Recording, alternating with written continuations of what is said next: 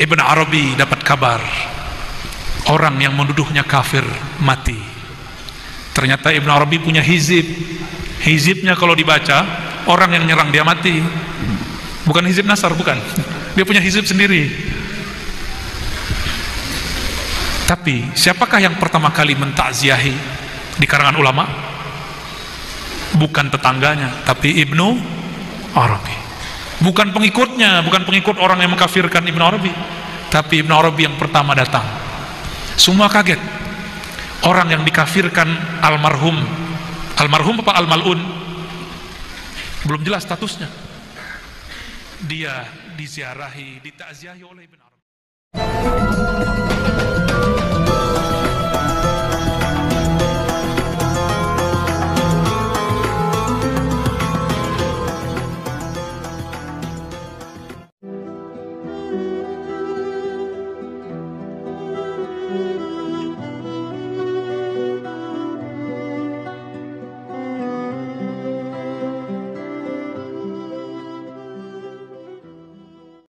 Maka makna tadi, kul innama ana basyarum mithlukum, katakanlah sesungguhnya aku manusia seperti kalian.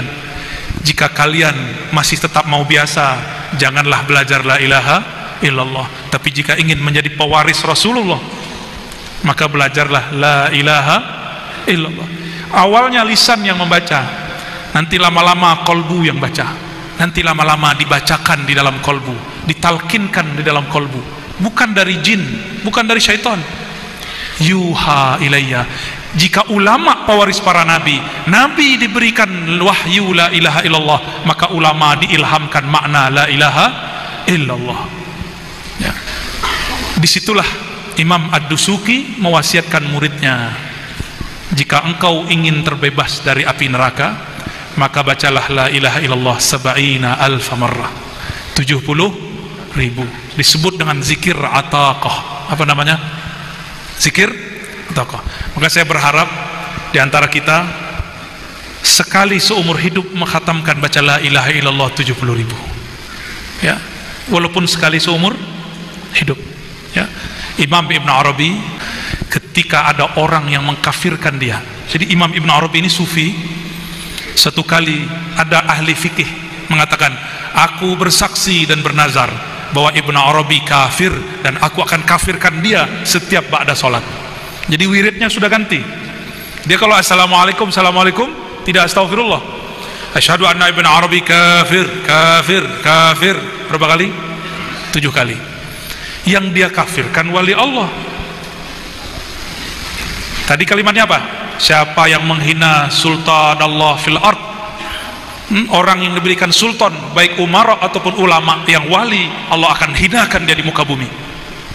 Kalau di riwayat Bukhari yang sahih, man adali waliyan, siapa yang memerangi, menyakiti waliku, azantuhu bil harb, aku nyatakan perang baginya. Itu penduduk langit perang sama dia.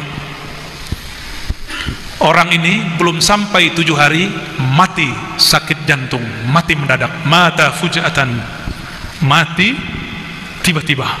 Sedang syahadat apa? Asyhadu anna Ibn Arabi belum sampai fir mati. Ya, malaikat marah, malaikat maut turun langsung. Karena malaikat maut berteman dengan para wali. Karena wali setiap hari mengingat kematian. Itulah pertemanan wali dengan malaikat maut. Mau temenan? Mau berkawan sama malaikat maut? Sukalah ke tempat kuburan, supaya nanti kalau dia jemput, dia sudah kenal, bro. Orang-orang yang jarang ziarah kubur, yang jarang ingat kematian, malaikat maut tidak kenal dia. Jadi ketika mati tidak dijemput. Kamu siapa? Ditarik, langsung ditarik. Kuku ditarik, sakit pak. Ini kaki saya lagi agak kurang sehat. Itu cuma sedikit, di bawah kulit, di bawah jalan sakit. Kita keluarkan kulitnya sakit. Bayangkan jika yang keluar ruh.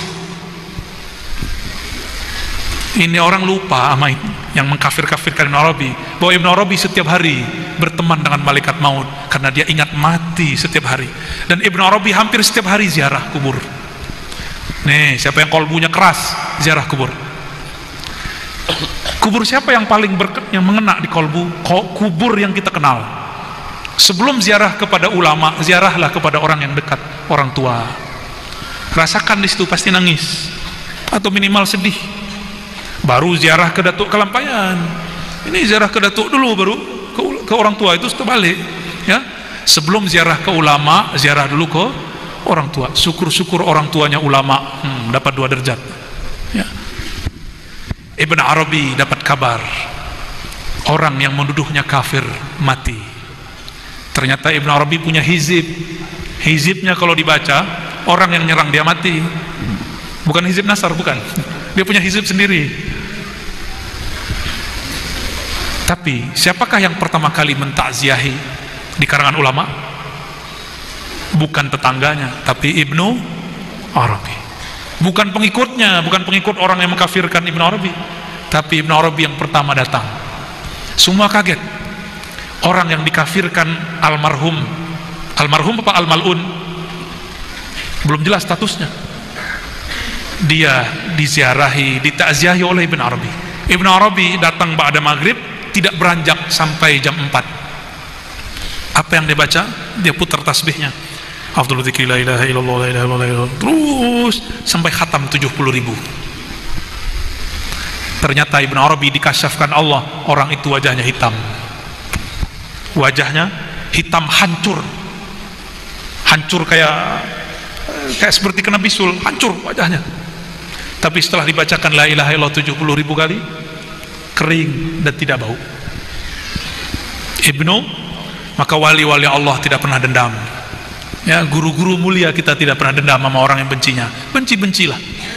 Imam Bukhari tidak pernah dendam kepada Gubernur Ahmad bin Khalid, tidak pernah dendam. Dengan ini saya menyarankan diri saya sendiri dan kita semua, mari menghidupkan zikir la ilaha illallah. Tapi jangan lupa setiap 100 kali sholawat. Kalau tidak, badannya panas, terbakar, rasanya terbakar ya. Zikir itu fihi hararah wa ilajuha as-salawatu ala nabi sallallahu alaihi wasallam. Penawarnya adalah salawat kepada Nabi. Udah salawat masih terasa panas, maka berkunjunglah kepada zuriat Nabi atau ulama pewaris para Nabi, nanti dia adem.